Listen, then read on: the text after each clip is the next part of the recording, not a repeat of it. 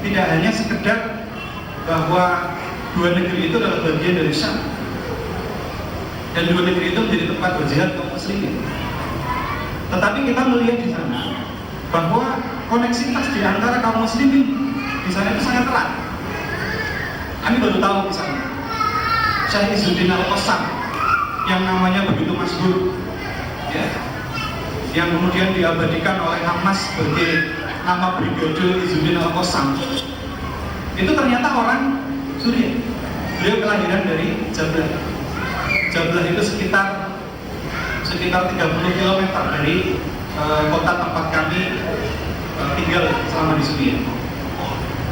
Bahkan yang ironis, di Jablah lah pangkalan udara yang setiap hari dari situ berangkat pesawat mereka untuk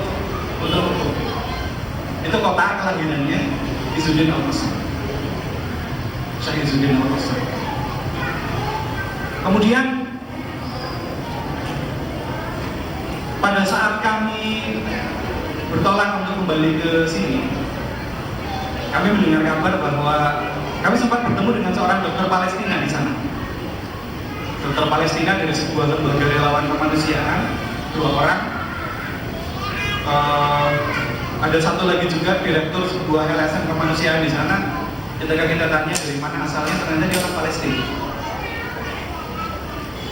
Kemudian bahkan di rumah sakit tempat kami bertugas, waktu itu kita dengar ada 2 orang dokter spesialis dari Gaza. Ini satu hal yang sangat menggembirakan hati, karena dahulu Hazi bersama beberapa lembaga kemanusiaan Muslim Indonesia itu ngirim relawan ke sana dan berencana membuat rumah sakit Indonesia di Gaza yang sampai sekarang belum selesai, termasuk Hazi terlibat di dalamnya. Tapi ternyata dalam situasi mereka sendiri mendapatkan kesusahan, ternyata mereka malah berangkat ke Suriah untuk membantu kaum muslimin di Suriah. Kenapa? Karena mereka melihat bahwa memang tenaga dan keahlian mereka dalam bidang medis memang sangat diperlukan.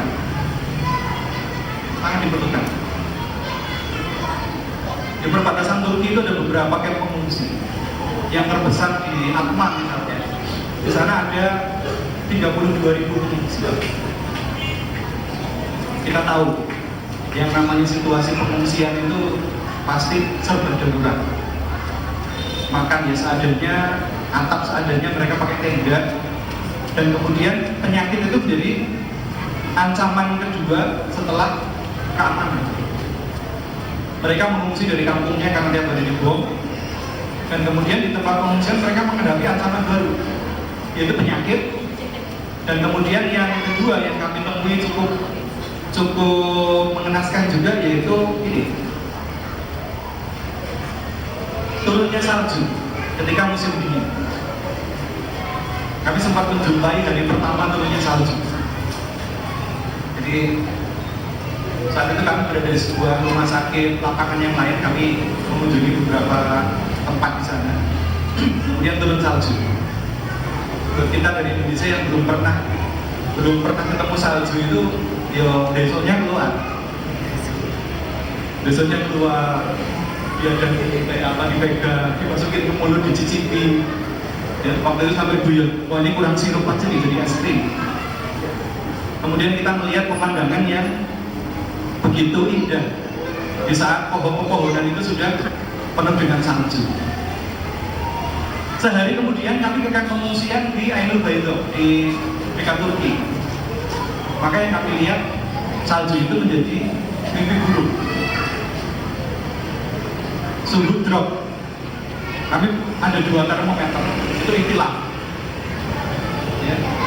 Di termometer yang satu tercatat 0 derajat. Di termometer yang lain tercatat minus 5 derajat. Jadi waktu itu kami mencoba Torikotul Jami, kita gabungkan, kita bagi rata-rata yang kurang lebih suhunya 2,5 derajat lah, min 2,5 derajat. Nah, suhu itu menyiksa sekali untuk para pengungsi yang perlengkapannya terbatas. Ada beberapa foto camp pengungsian.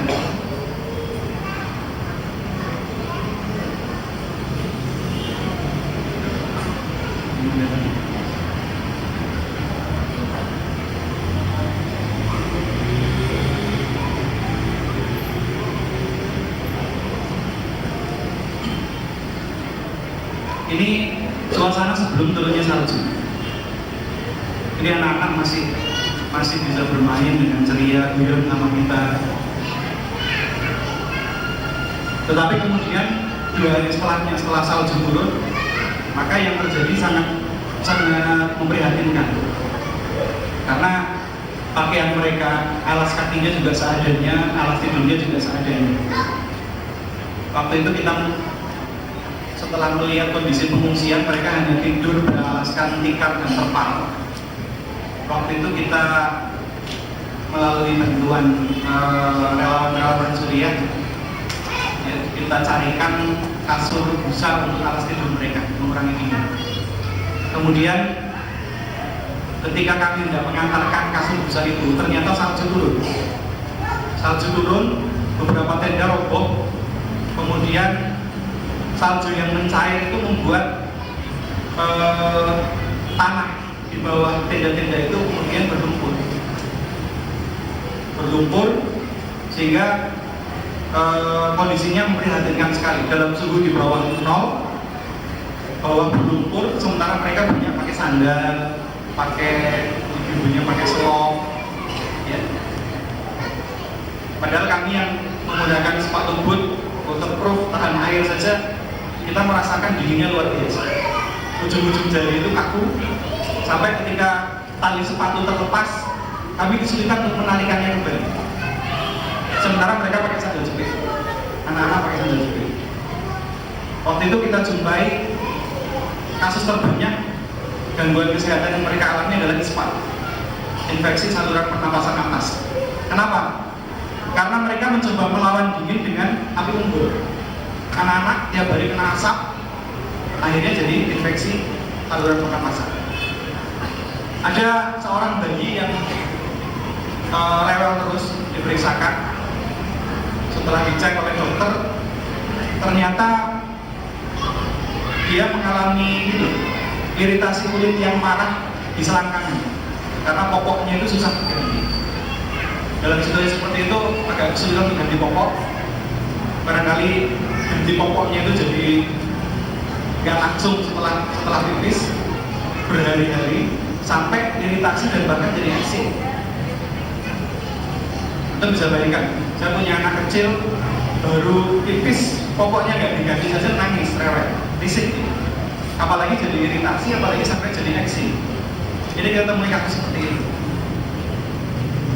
Nah, kemudian ilmuwan sekalian, yang menarik, hatta anak-anak ketika bersama kami tanya, kita ajak ngobrol, mereka menampakkan ketegangan. Setiap kali mereka kami foto, ini contohnya yang tadi tidak jelas. Mereka selalu begini gayanya. Kalau foto bisa begini. Ya. Anak kecil belum tahu apa kakaknya jadinya dibeginikan, mau difoto dari adanya dibeginikan. Apa? Victory, kemenangan. Mereka punya optimisme bahwa di dalam perlawanan ini Allah akan memberikan kemenangan kepada mereka. Dan ini menjadi sebuah opini umum. Ada seorang sopir yang ditanya, gimana pandangan itu? Kami bertawakal kepada Allah. Tapi negeri kalian seperti ini, Amerika belum membantu, NATO belum membantu, gimana? Kami tidak bertawakal kepada NATO, kami tidak bertawakal kepada Amerika dan Eropa. Kami hanya bertawakal kepada Allah. Biar, kalaulah mereka membiarkan kami, biarkan saja. Tapi kami hanya bergantung kepada Allah. Ini menjadi kalimat yang selalu kita temui atau di kalangan orang-orang awam mereka. Nah, ini yang kemudian menjadi sebuah sebuah harapan dan juga kita doakan bahwa Allah akan memberikan kesabaran kepada mereka di dalam perlawanan melawan kezaliman ini, dan mudah-mudahan Allah memberikan kemenangan kepada mereka. Dan kami melihat mereka adalah bangsa yang sabar. Demikian yang dapat saya uraikan tentang pengalaman kami selama di sana. Dan ketika itu dikaitkan dengan pertanyaan akankah khilafah di sana, di Syam. Kalau setelah Burdan dia sampaikan tadi, beliau belum menemukan dalil yang menghubungkan langsung antara pentingnya kembali khilafah dengan Syam. Meskipun ada beberapa indikasi-indikasi yang tidak langsung. Tetapi di lapangan kami melihat bahwa mereka adalah orang-orang yang sabar. Mereka sudah menderita puluhan tahun, punya keberanian untuk melawan dan merebut kembali kemerdekaannya bagi kaum muslimin, dan mereka tegar dan sabar menghadapi ujian yang sangat berat. Maka